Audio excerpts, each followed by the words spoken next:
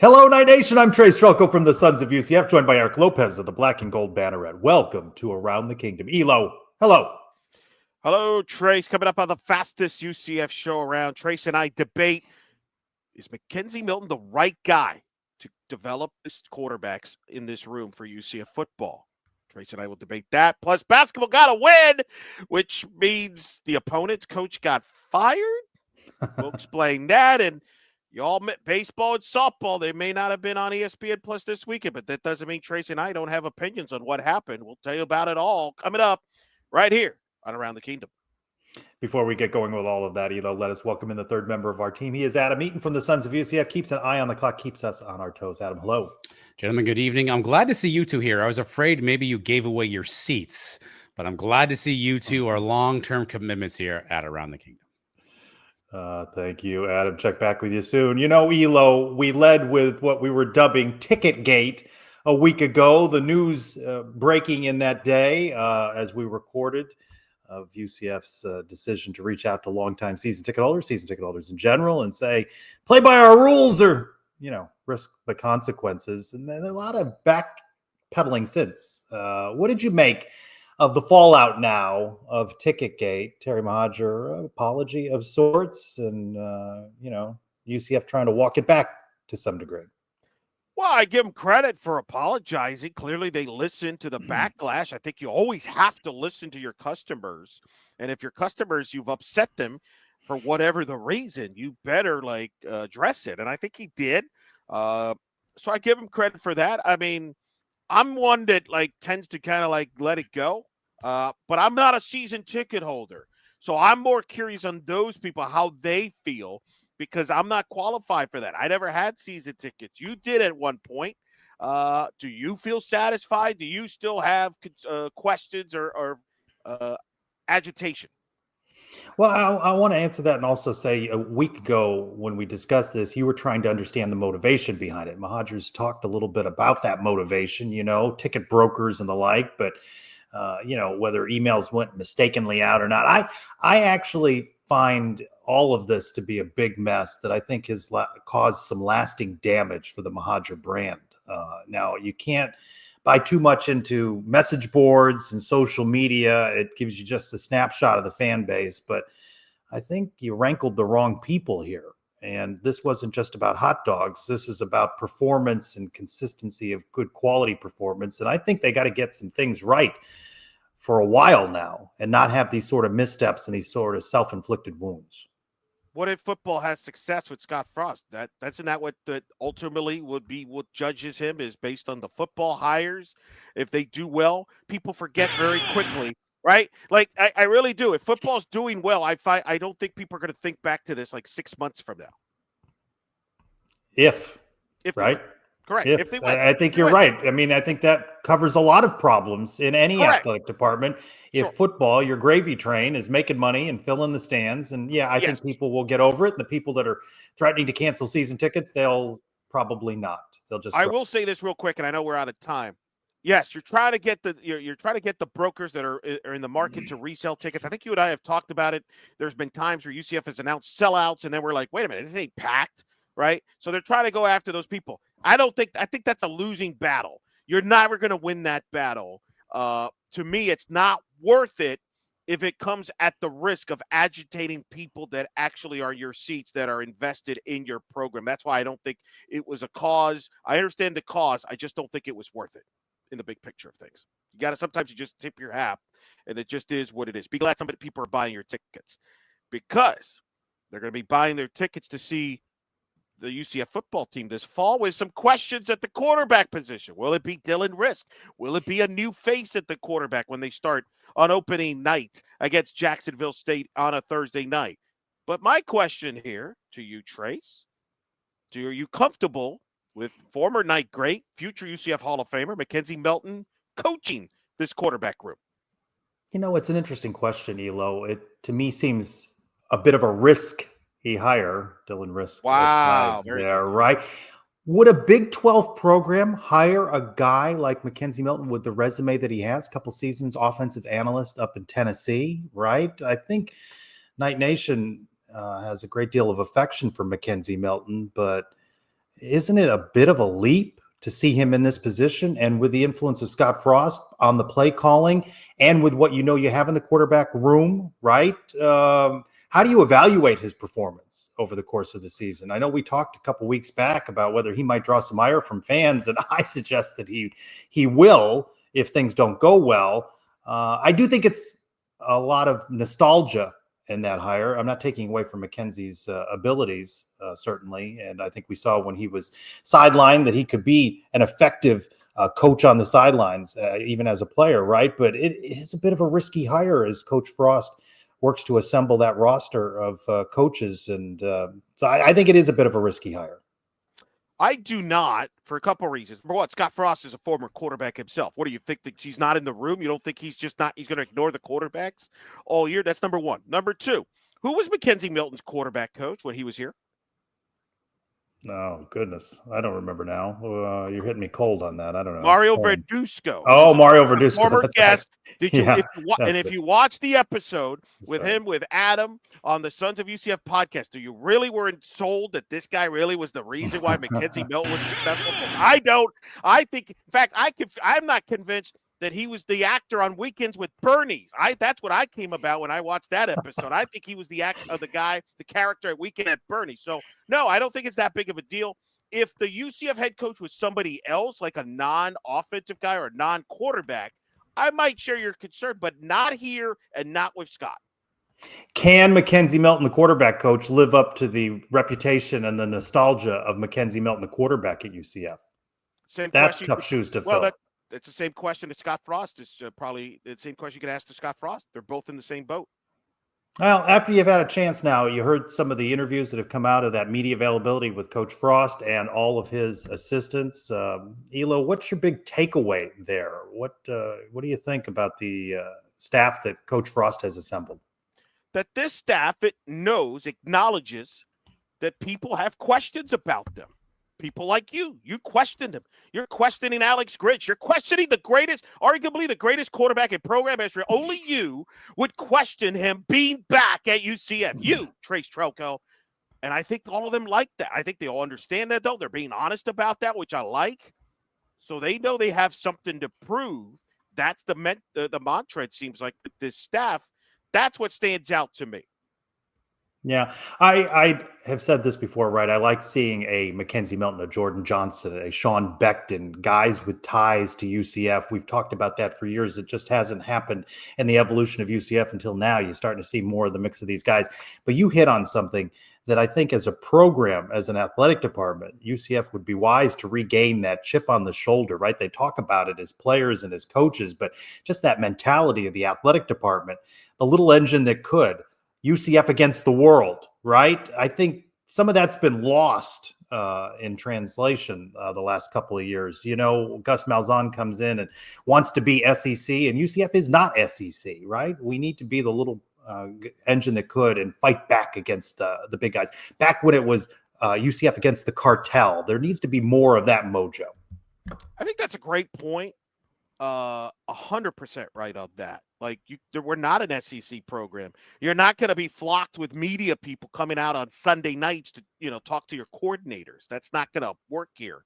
I agree. I remember Scott Frost in 2017, leading up to the season, they kept asking him about the fact that the team in Tampa was the overwhelming favorite to win the division at the time. And he was kind of snarky about that. Like, okay, we'll see about that. And I think that drove UCF that year to have the great year they did. They wanted to prove people wrong. So I think that's valid. I do think that's a factor. And I think that's how UCF fans feel anyway. That's why I think they could relate to Scott Frost, because they're all very similar in that thinking and philosophy in that standpoint. So I think that's why it's everybody likes each other, at least for now.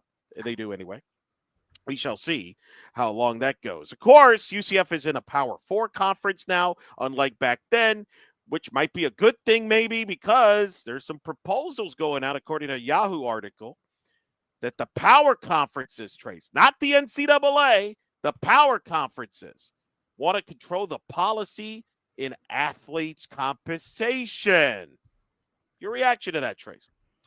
And by power conferences, I know the ACC and the Big 12 are included in that mix, but what we're really talking about is the incremental move to the Big Ten and the SEC, controlling everything, Elo, right? We've talked about it in the recent show about playoff expansion and more guaranteed slots for those two conferences.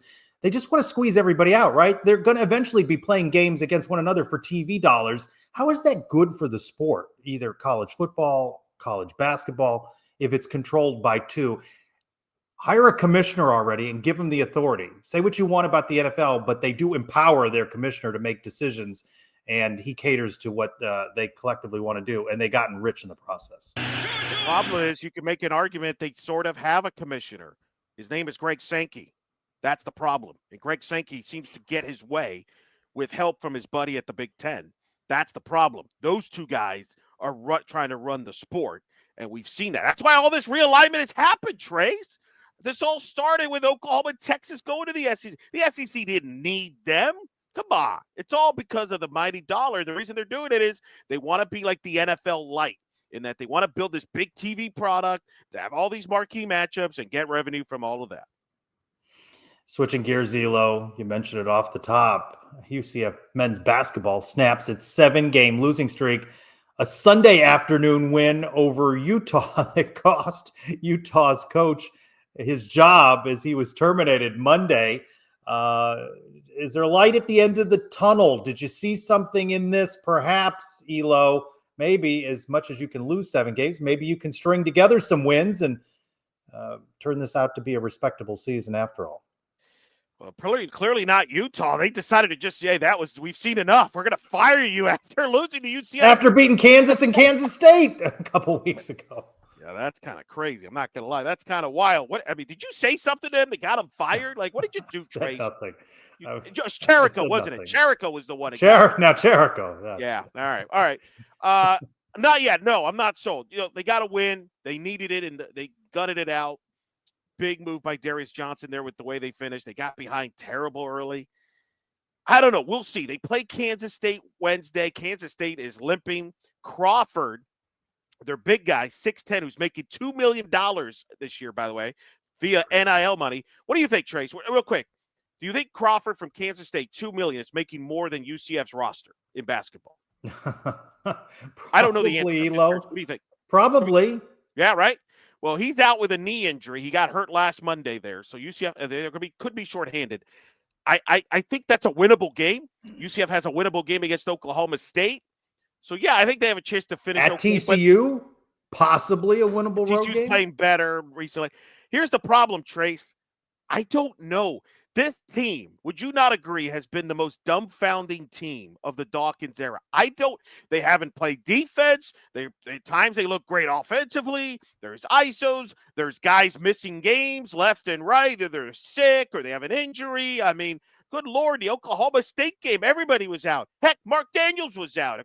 He had a legit reason, family reason. But I don't know, Trace. I can't figure this team out. So why should I believe anything about this team for a long period of time? Show it to me again. You broke the 7-game losing streak. You got the win. Now do it again. At home, Kansas State, Wednesday, Elo.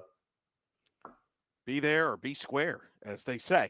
One guy that'll be there is Keyshawn Hall, who came out on social media after the Oklahoma State game to defend Johnny Dawkins. Trace, I know you addressed this with Ben Hazel, who had his thoughts. Folks, Ben Hazel, give him a hug. Did you give him a hug? Blowtorch Ben and his hot takes. Blowtorch stage. What was your reaction to the Keyshawn Hall social media defending Johnny Dawkins? Johnny Dawkins for say he appreciated, but he didn't look at all that. He doesn't need defending. He said it's on him. But what was your reaction to it? Well, I appreciate Johnny Dawkins saying that after the Utah game. Now, he also said that he wasn't familiar with it. And I would imagine that somebody needed to show him the statement. Stay off social media, Keyshawn. Play some defense. Johnny Dawkins doesn't need you defending him on social media. I thought there was a lot of self-serving nonsense. Play the game. Play it better than you've been playing it. Nonsense. Johnny Dawkins doesn't need to be. And defend him from what? And who did he win over? Just as you mentioned about UCF football winning, win games. Win games. You don't need to be defending your head coach on social media.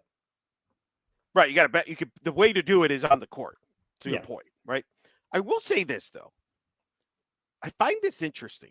Remember last year, Jalen Sellers kind of defended Dawkins on social media, right? Like during the season, every day. Did anybody ever defend any of the players defend Gus Malzahn during the losing streak? Don't you No. find that interesting? Like, I do find that interesting that the basketball guys are willing to go out there and defend Johnny, whereas nobody wanted to defend Gus. I find that, and I don't know why that came to my mind when I saw that. Nobody ever defended Gus. I don't think, well, granted, social media wasn't as big, but there was social media when George O'Leary was gone. Nobody defended him on their active roster. Whereas I remember Scott Frost, people defended. I do find that interesting, don't you? I do find it interesting, but what's it worth at the end of the day? Well, what do you want him? So you don't want him to say anything? You don't want him to defend? I want him to show it on the court, Elo. I want him to play defense. I want a lot of these guys to play defense. I agree, but like I appreciate the fact that he's trying to defend his coach when his coach is maybe, and players, you're right. The problem is players are watching social media, so they're probably watching all the anti stuff, and sometimes they have the eager to defend it. Listen, I see a lot of negativity on you, and I almost feel like posting defending. I almost, but almost, but you stopped short. You've let it play out. Well, all right, time to bring back Adam and our silly game. I don't know how it could be sillier than any of the conversation we've had up to this point. No, I choose not to defend you, Trace, but I do defend Alumni Hall, which is your one-stop shop for all UCF merchandise that you need, located at 4100 North Alafaya Trail, or find them online at alumnihall.com and just search for UCF. All right, guys, just a plain old generic game this week. I got a question. I'll ask you the question. You give me your answer. Elo, I'll start with you. NFL Combine starts this week. UCF has 4 players there: RJ Harvey, Mac McWilliams, Brandon Adams, and Kobe Hudson. Of those 4 guys, Elo, who's most likely to get drafted first, and how many of the total 4 will actually get drafted? I think RJ Harvey will be the first to get drafted, and I think 2 get drafted. I think 2. I'm going to go 2. Mac McWilliams has sort of come out of nowhere. Right. I do agree on both numbers. That's what I was thinking. RJ Harvey first drafted, and 2. Who are your 2, I don't Mr. know. Joko?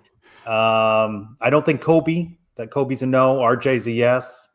Mac, and who's the other one, did you say? Brandon Adams. Brandon Adams.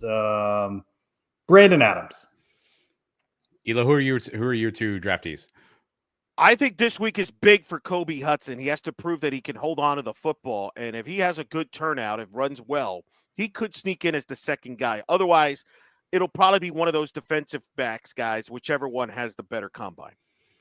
All right, Trace, I'll start this with you. I'm channeling my inner Christian Simmons this weekend. You saw some good baseball and softball being played. Actually, you didn't see it because it wasn't on TV. But if you saw pictures, you saw some good baseball and softball, and you saw some great uniforms, Trace. Baseball's rolled out some uniforms. I saw some uniforms for the softball team. So, Trace, so far in 2025, who has the better uniforms, baseball or softball?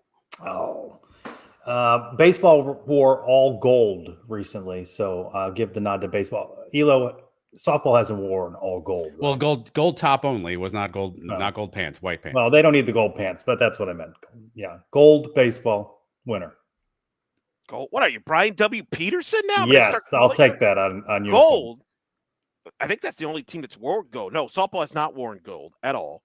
We wear the pinstripes, which everybody loves. This is a no-brainer. This is a slam dunk. This is softball by a mile. Where is go back to the retro baseball look. The gold, we're not Florida State. Florida State wears gold on Sundays in baseball. I don't, I'm not against gold, but I think it's been a bit too much gold for baseball. And plus, didn't they lose in that on Sunday? That is correct. Gold is the winner. What? No way. All right, last one, non-UCF related, but I can't wait to get your thoughts on this. It was announced this past week that the New York Yankees are going to amend their facial hair policy and allow beards for the first time in their franchise history. Elo, your thoughts on the Yankees finally allowing facial hair? It's like we don't recognize this franchise anymore. You got Hal Steinbrenner complaining about the Dodgers overspending money and now allowing facial hair. What George Steinbrenner is probably rolling over in his grave right now. It's the silliest thing. Imagine that media relations department has to write that press release about that silliness. 2025. They're multimillionaires. Leave them be. Silliness for the silly game. All right. Thank you, Adam. All right, Elo, 10 minutes on the clock. We got to speed through everything. Houston, what do you think? Running away with this. They knocked off Iowa State the other day as we look around the Big 12 real quick. Yeah, they are. And I look back as we're recording this, they're playing in Lubbock, Texas Tech. Houston's the best team. The question is, can Houston finish strong enough to be a 1 seed in the NCAA tournament? But Kelvin Sampson has been magnificent there, beating Iowa State in game day. But to me, the big story this weekend, how about BYU? Destroyed Kansas at home, then goes to Arizona and beats the Wildcats in a great game. BYU punched their ticket, Trace, to the NCAA tournament. I'll go back to that BYU UCF game. That was the difference maker for both sides. BYU has gone sky high since then. Congrats to them. Yeah, good point, Elo. All right, Nils, you picked Nils. In fairness, I was broadcasting a West Coast softball game when this came up, and I saw he was starting, and I figured he would play more than 6 minutes. Did not work out. He goose egg 0 across the board. In fairness, they did win the game. I should get a point just because they won the game. But yeah, not my best pick. You benefited from it. You have a commanding 4-point lead. How did the four of us collectively not take Mustafa, the leading scorer in the game for the Knights? A fail across the board. Not our best moment of the game within the game. Maybe the worst moment in the history of the game within the game. All right, season points, Elo. You don't see it because I total it up week to week. But after that Oklahoma State game, I was ahead of you by only 1. And then the Utah game, I've stretched out a lead, 447 points on the collective of Darius Mustafa and Debo Coleman. And you've got 423 for Keyshawn Hall, Benny, and Mikey. You're still within striking distance here. Keyshawn Hall could be enough to carry you, but it's hard to overcome Darius and Mustafa. Yeah, Keyshawn had an off game, so what are you going to do? It's going to come down to the stretch, though. Who's healthy bodies? Who plays? Who scores? Well, at least we're lapping Adam on that one. Hey, Adam at 206 total. Yeah. He's already got the number 1 pick locked up for next year. Yeah, that's what he's playing for. Prop bet. We went baseball softball combo last week. Trace, you have the results. I have the results. Adam with Samantha Ray and Lex Bodeker. Ray with 3 total hits across 4 games, Elo. Lex with 1 total hit across 3 for a total of 4 points. I had Stormy. She had 5 hits across 4 games, and Khalees had 3 for a total of 8. But you're the guru here, right? You've got Humphreys with 5 hits across the 4 games for softball, but Matt Previs with just 1 hit. Elo, you finished with 6 points. 8-6-4. Winner, yours truly. Congratulations. You win. All right, ready for this prop bet? We're going to go wild here, folks. We're going to go wild. We're going to stretch this into 3 parlay. 3 parlay prop bet. You're going to pick a basketball player, a softball player, and a baseball player. We're going to combine the basketball player's rebound with the softball player hits and baseball player hits combined. All 3. All right, who's going first? Do we bring back in Adam to go first? Yeah, let him go first for a chase. He always gets. Adam, do you have all that down? Do you have rebounds? Give me Mustafa Sham. Very good. All right, I will take Keyshawn Hall. Boy, that's I guess Darius. Give me Darius. All right, we'll go snake order. You pick either baseball or softball, Trace. I'm sticking with Khalees in baseball. Very good with Khalees there. I will go Sundin. Give me Prevesk. And then give me Stormy Kotzenbeck on the comeback. All right. I will stay with Sierra Humphreys. Sierra Humphreys is a good pick for you, Elo. Going back to Aubrey Evans. I hope that works out. All right. We'll keep track. First ever triple parlay prop bet. But not the first ever no-hitter called by you. You got to call what was the 25th in UCF softball history, Kate Felton's no-hitter. How was that moment? How does it compare? What's the total number of no-hitters you've called during your broadcasting career for UCF, Elo? Well, it was 13th for me. A great stat about this, 25 no-hitters, okay? 14 of them have been 7-inning no-hitters, which is what Felton did against Quinnipiac on Thursday. She joins UCF Athletic Hall of Famer Allison Kime, Shelby Turnier, Mackenzie Audis. future Hall of Famers, Aaliyah White, Sarah Willis, and Lindsey Enders, who was the best pitcher on the 05 team 20 years ago. They won the NCAA tournament. That is an illustrious group for Caitlin Felton to join, and to do it in a game that marked the first time ever a UCF alum as a head coach going against UCF. Hillary Smith was the head coach at Quinnipiac, played at UCF from 07 to 2010, and an assistant from 13 to 15. Pretty cool stuff to see that all come around. Really happy for Caitlin. That was cool. It's always exciting to call that no-hitters, and been very blessed to have called 13 of them in my career now with UCF softball. What do you make of the softball weekend, as mentioned, because of so many things going on the campus? Saturday, Sunday, not broadcast, so we didn't get to hear you on coverage over the weekend. I was out west broadcasting after the UCF games. Look, 5-1. What's funny is everybody's upset, frustrated with the offense. It's been up and down with the offense. They lead the Big 12 in doubles. This is not a team that's going to hit a lot of balls out of the park, but they have hit a lot of doubles and triples. They've got to find some answers, though, at certain positions in the offense. They've got to be more consistent offensively.